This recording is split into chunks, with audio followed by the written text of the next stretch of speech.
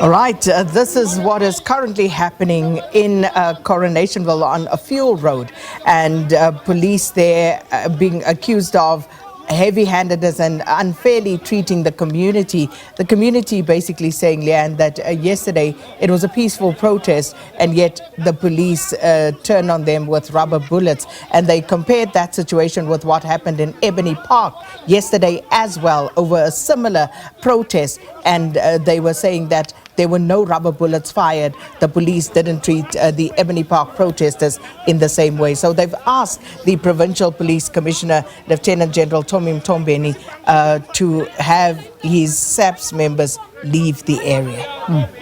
Very disturbing visuals that we're seeing coming here from Coronationville, and lots of comments been flying, obviously, from the very, very angry community towards the police, and as Sakina said, asking them to now leave the area. All of this, at the heart of it, is water. And you've got to understand that this community has had a crisis when it comes to water supply, and the community leaders are basically saying that this is a violation of human rights, and it's now boiled over to the point that they're just not taking it anymore. And one can understand, you can in a way understand the anger that the community members are feeling, and they say they'd love this to be a conversation, but nobody wants to listen to them. And this is the reality, and this is what the circumstance turns into when you do not listen to communities who are desperately trying to access their basic human right of services that are meant to be delivered, and yet it's not happening. And this, unfortunately, is what happens. And that is truly, and also they mentioned the issue of an informal settlement close by that has access to water, and they don't. And this is a situation that's been going on for years. And I see there is a statement that's a media advisory that's been released by Johannesburg Water, update on the state of water supply in the city of Johannesburg. And that, of course, is something that's going to happen today at 3 p.m. At the Johannesburg Water head office, and this will take place later today, and there will be an update on the current state of water supply in the city of Johannesburg. Okay, well, at least that's some update to that story.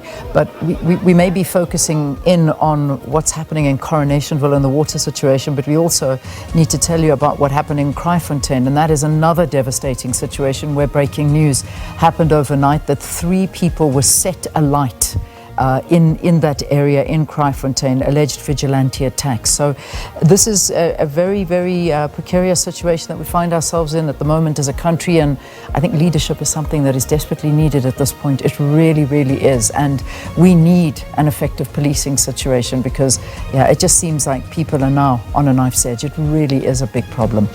All right, we will take a quick continue. break. Yeah, we'll Yeah. continue with you in a short while. We need to take a break though, and we'll see you in a short while.